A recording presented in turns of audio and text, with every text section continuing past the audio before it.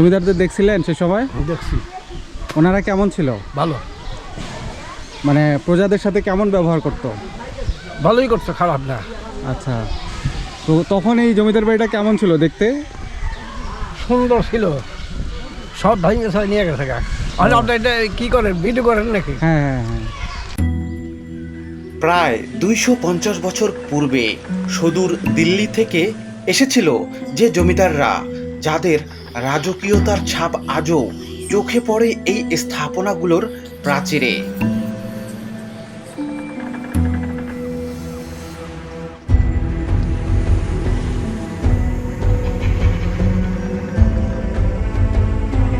কিন্তু ভেতরে প্রবেশ করলেই শোনা যায় এক নীরব কান্না। কি ছিল না এই জমিদার বাড়িতে? শত্রুদের হাত থেকে রক্ষার জন্য তৈরি করা হয়েছিল দুটি ওয়াচ টাওয়ার।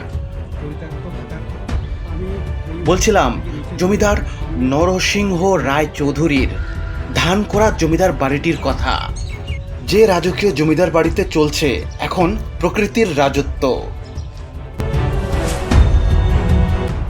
এখন আছি মানিকগঞ্জ জেলার সাটুরিয়া উপজেলায়। এখান থেকে এগিয়ে যাচ্ছি ধানকরা গ্রামের দিকে। রৌদ্র উজ্জ্বল এক দুপুরবেলা চারপাশের গ্রামের সৌন্দর্য উপভোগ করার মতো। এর আগের ভিডিওতেও আমি আপনাদের বলেছিলাম মানিকগঞ্জ জেলা খালে বিলে ভরপুর। চারপাশে দেখা যাচ্ছে প্রচুর নদ নদী খালবিল। আজকের গন্তব্য হচ্ছে ধানকরা জমিদার বাড়ির দিকে। জমিদার বাড়িতে পৌঁছানোর সাথে সাথেই কোকিল পাখির মধুর ডাক যেন আমাদের স্বাগত জানাচ্ছে। প্রবেশ পথেই দেখতে পেলাম একটি সিংহ দরজা। দরজার দুপাশে দেখা যায় দুটি ওয়াচ টাওয়ার, যা সেই সময় এই জমিদার বাড়ির শত্রুদের হাত থেকে রক্ষার জন্য তৈরি করা হয়েছিল।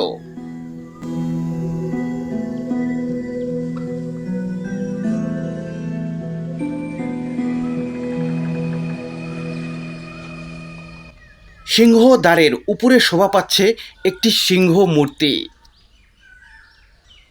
ইতিহাস থেকে জানা যায় 250 বছর পূর্বে ভারতের দিল্লি থেকে বর্তমানে বাংলাদেশের মানিকগঞ্জ জেলার সাটুরিয়া উপজেলার এই গ্রামে এসে বসতি স্থাপন এবং জমিদারি প্রতিষ্ঠা করেন জমিদার নরসিংহ রায় চৌধুরী। এই জমিদার বাড়ির প্রতিষ্ঠাতা ছিলেন জমিদার নরসিংহ রায় চৌধুরী। তারপর জমিদারি প্রথা বিলুপ্তির আগ পর্যন্ত একে একে জমিদার বংশধররা এই জমিদারির দায়িত্ব পালন করতে থাকেন। এই জমিদার বংশ ময়মনসিংহ জেলার জগন্নাথপুর এবং খালিয়াজুরি এলাকাতেও তাদের প্রভাব বিস্তার করেছিল। জমিদারি প্রথা বিলুপ্তির পর 1952 সালে জমিদার পরিবার ভারতে চলে যায়, রেখে যায় তাদের দীর্ঘদিনের কর্মযজ্ঞের স্মৃতিচিহ্ন। জমিদার হেমচন্দ্র রায় চৌধুরী তার পিতা গিরিশ গোবিন্দ রায় চৌধুরীর নামে একটি বিদ্যালয় প্রতিষ্ঠা করেন, যা আজও এলাকাবাসীর শিক্ষার গুরুত্বপূর্ণ ভূমিকা পালন করে আসছে। জরাজীর্ণ ভবনগুলোর দিকে তাকালে চোখে পড়বে অসংখ্য কারুকাজ, যার অস্তিত্ব এখন প্রকৃতির দাপটে।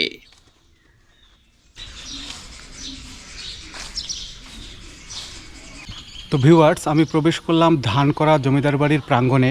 এই যে সামনে সিংহ দরজা দেখতে পাচ্ছেন, এই সিংহ দরজা দিয়ে প্রবেশ করে সামনে একটি রাজকীয় স্থাপনা দেখা যায়।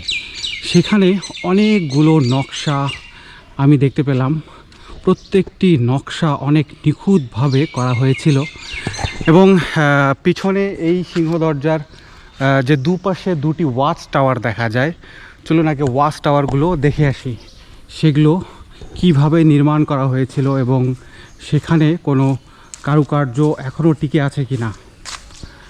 এখান থেকেই দেখা যায় কত নিখুঁত কারুকার্য সে সময় করা হয়েছিল। এই যে এখানে হয়তোবা এখানকার জমিদার বাড়ির পাইক পেয়াদারা থাকতেন, তারা পাহারা দিতেন এই জমিদার বাড়ির এই ভবনগুলো, যত নিরাপত্তার দায়িত্ব ছিল তাদের উপর। তো চলুন ভিতরে প্রবেশ করি, দেখি ভিতরে প্রবেশ করার জায়গা আছে। এই যে এই ওয়াচ টাওয়ারটির উপরের অংশ এখনও কাঠের বিম দেখা যায়, এবং এদিক থেকে হয়তো বা সিঁড়ি ছিল সেই ওয়াচ টাওয়ারে ওঠার। এই যে এখানে সিঁড়ি আছে, চলুন দেখি সিঁড়ি দিয়ে উপরে ওঠা যায় কি না।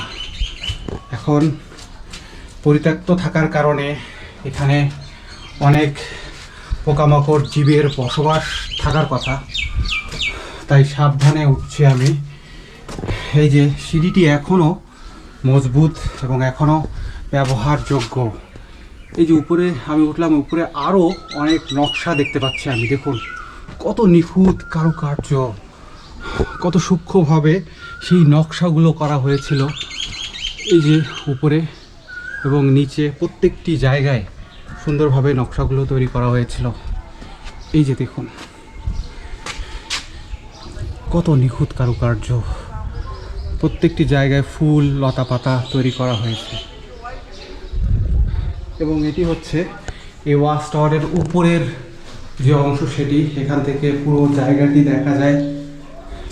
তার মানে বোঝা যায় এখানে পাইক পেয়াদারা দাঁড়িয়ে বাইরের শত্রুদের নজরদারি করতেন। এবং সামনে একটি পুকুর আছে, এই যে বিশাল একটি পুকুর।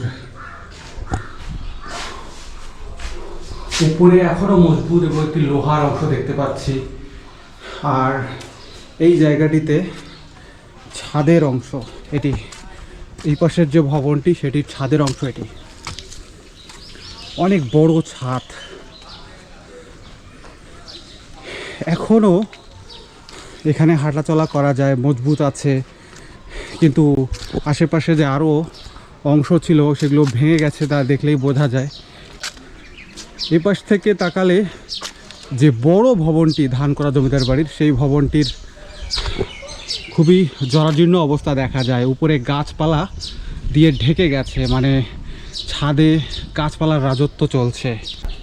আমি এই ওয়াচ টাওয়ার থেকে নিচে নেমে এখন সামনের যে ওয়াচ টাওয়ার সেখানে যাব। এখানে একটি সিংহ দেখা যায়, ওই যে উপরে ওই সিংহটি এই জমিদার বাড়ির রাজকীয়তার এক প্রতীক হিসেবে এখনও টিকে আছে। কিন্তু এখানে ওঠার যে রাস্তা ছিল সেটি বন্ধ করে রাখা হয়েছে, যেটা দেখতে পাচ্ছি আমি। এখানে তালা মারা, নাহলে এটিও আমি আপনাদের উপরে উঠে দেখাতাম। এখানেও অনেক নকশা কারুকার্য দেখা যায়, তবে চারপাশে গাছপালার বিস্তারও চোখে পড়বে। এটা ছিল হেমচন্দ্র রায়, বাবু আর হেমচন্দ্র নরসিংহ কে ছিল? ওনার দাদা ছিল। ওনার দাদা ছিলেন। মানে এই জমিদার বাড়িটা তৈরি করছেন নরসিংহ, উনি তৈরি করছিলেন। হ্যাঁ, নরসিংহ। আর হেমচন্দ্র ছিল ওনার ছেলে। আচ্ছা, তো শেষ জমিদার কে ছিল এই সম্পর্কে কোনো ধারণা আছে? শেষ জমিদার বলতে এই জায়গা আর কেউ ছিল না, ওনারাই প্রথম। ওনারা এখান থেকে চলে গেছে হলো যুদ্ধের পরে। ও মানে যুদ্ধর দেশে যখন গন্ডগোল লাগলো তারপরে চলে গেল, তারপরে এখান থেকে চলে মানে গেছে স্বাধীনতার পরেই। আচ্ছা আচ্ছা, স্বাধীনতার পরে ওই যেটা 47-এর দেশভাগ নাকি? 47-এর যে দেশভাগ, তারপরে চলে গেছে। তারপরে এখান থেকে চলে তারপরে চলে গেছে। তারপর থেকে এখানে আর কেউ বসবাস করে না, এভাবেই পড়ে আছে ভবনটা। ওইটা কি কাচারি ঘর ছিল? এটা প্রথম কাছারি ঘর ছিল। আর এই ভবনটা কি ছিল? এটা এটা এটা কোনো ছিল না, এটা হলো মানে বাবুরা থাকতো। ও মানে এটা হচ্ছে থাকার ঘর ছিল ওদের, তাই না? হ্যাঁ, এটা থাকার ঘর ছিল। আর এই যে ওয়াচ টাওয়ারগুলো যেটা দেখা যাচ্ছে, এগুলো তো মনে হয় যে পাহারাদাররা থাকতো।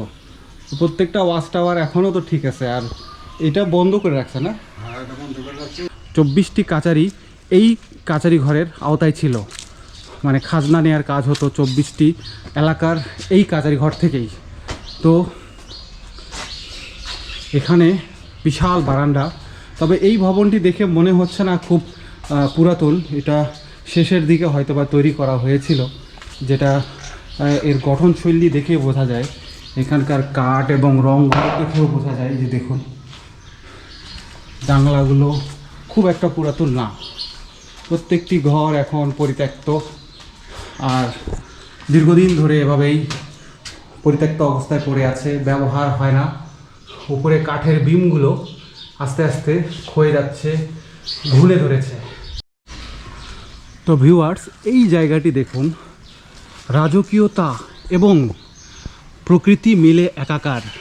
এখানে নকশা আর বিভিন্ন গাছপালার ডালপালা একেবারে একাকার হয়ে আছে, মানে সব কিছু মিশে গেছে। তার মানে এখানে এখন এই প্রকৃতি নিজের দাপট দেখাচ্ছে এবং জানান দিচ্ছে যে এই যে নকশা এবং কারুকার্যগুলো বেশি দিন এখানে টিকবে না।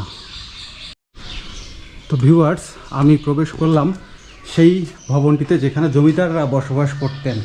এটা একটা বিশাল বারান্দা, উপরের সিলিংটা খুবই ভঙ্গুর অবস্থায় আছে এবং এখানে কয়েকটি কক্ষ আপনারা দেখতে পাবেন। এই যে দেখুন, কয়েকটি দরজা, কয়েকটি কক্ষ এখানে দেখা যায়।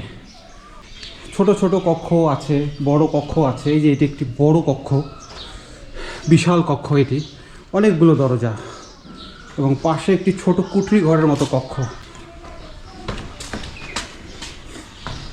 এই যে এখানেও কয়েকটি কক্ষ আছে এবং এই যে এদিক থেকে নামলে বিশাল একটি আঙিনা ছিল। সেই সময় বোঝা যায় যে এখানে একটি দরজা ছিল, গেট ছিল।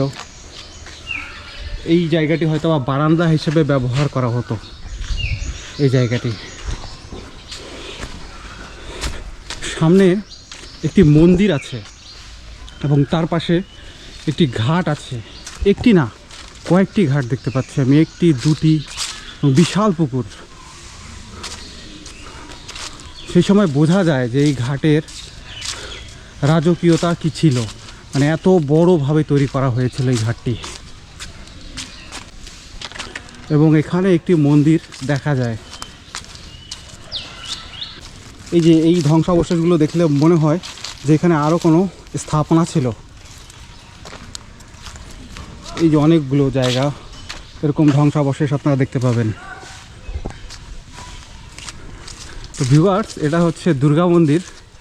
এটা এই ধান করা জমিদার বাড়ির যে ভবনটি দেখা যাচ্ছে ঠিক তার পিছনে, মানে সামনের অংশ থেকে এপাশে আসলেই এই মন্দিরটি দেখা যায়।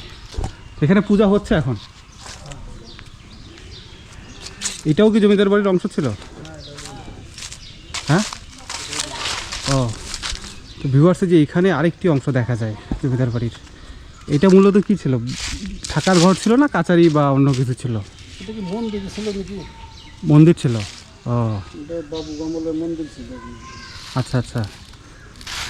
আর এইখানে মন্দিরটা মানে পুরাতন ছিল?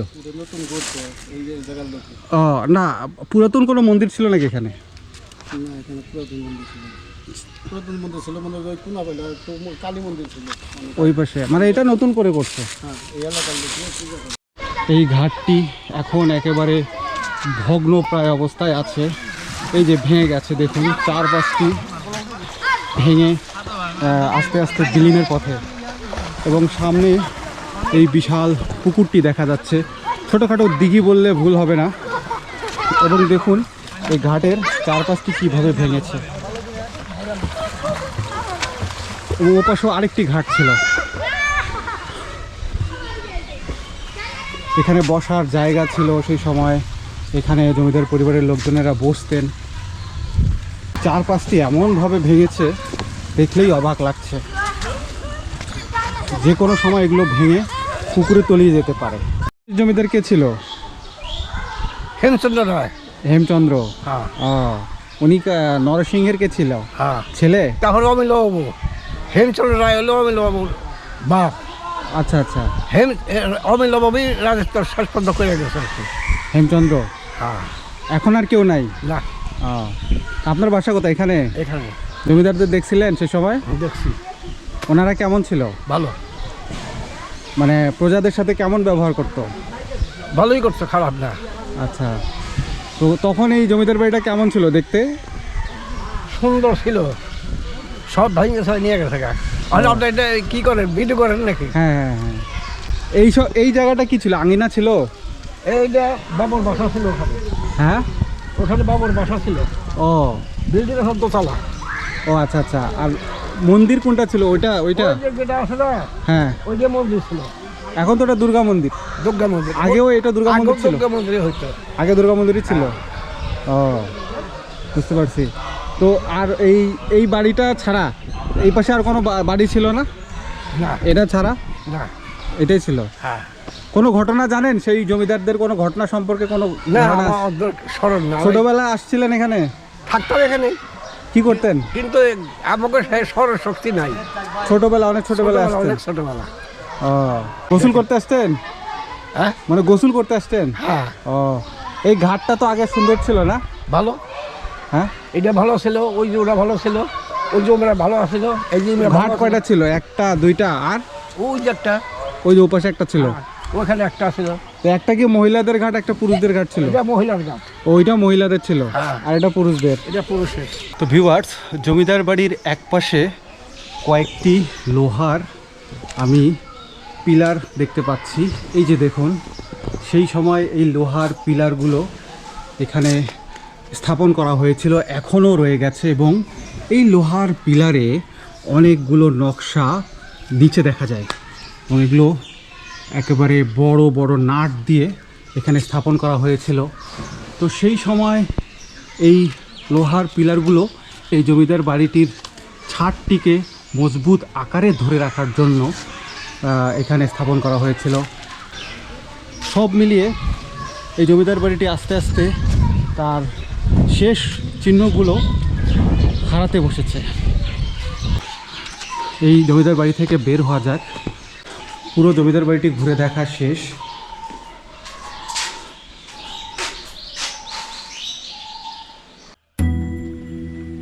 ধানকরা জমিদার বাড়ির এই রাজকীয় ভবন এবং এর পূর্ব ইতিহাস সম্পর্কে আরও কোনো তথ্য জানা থাকলে তা কমেন্ট বক্সে জানাতে ভুলবেন না।